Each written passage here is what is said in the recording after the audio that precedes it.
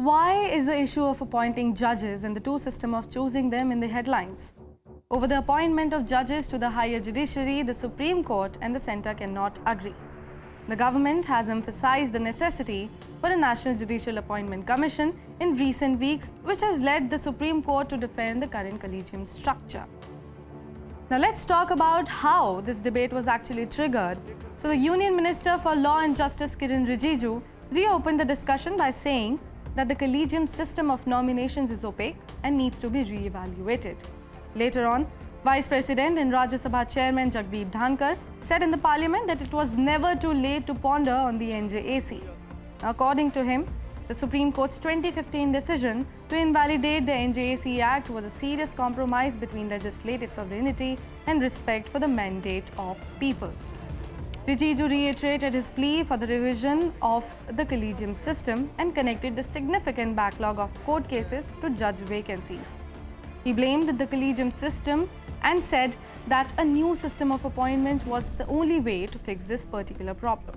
He emphasized that although the NJAC bill had majority support in the Parliament, the Supreme Court overturned it.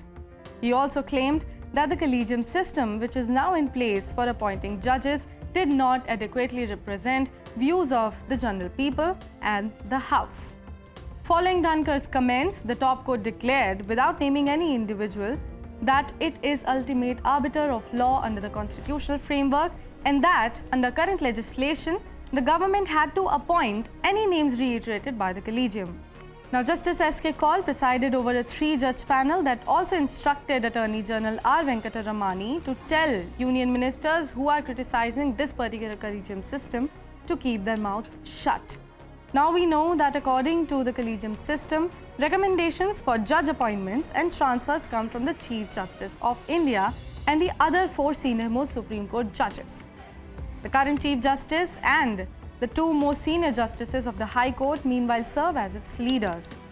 The Constitution does not serve as a foundation for the Collegium system. Instead, it was actually transformed as a result of Supreme Court decisions. Now let's discuss what exactly is wrong with the Collegium system here. Since there is no official procedure or a secretariat, critics of this system claim that it lacks transparency. Everyone is kept in the dark about the Collegium's meetings and decision-making process because it is completely a private affair. Now, the question is it possible to change this Collegium system? Yes, it is. But for that, a constitutional amendment bill must receive the support of not fewer than 2/3 of MPs present and voting in both the Lok Sabha and Rajya Sabha in order to replace the Collegium system.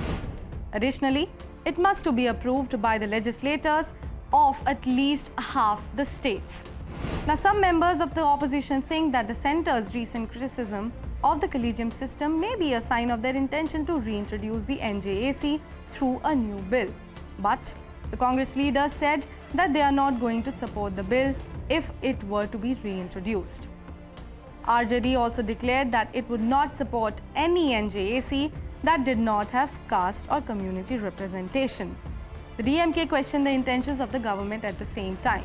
Now, the critique from the opposition is quite intriguing given that nearly all parties except the AIA-DMK in both the houses of Parliament overwhelmingly approved the statuses establishing the NJAC to replace the Collegium system back in 2014. Senior government officials have stated their desire to have more influence over the selection of judges, a demand that many attorneys and judges believe jeopardizes the judiciary's independence. We will bring you more news and updates related to this, but for that, stay tuned.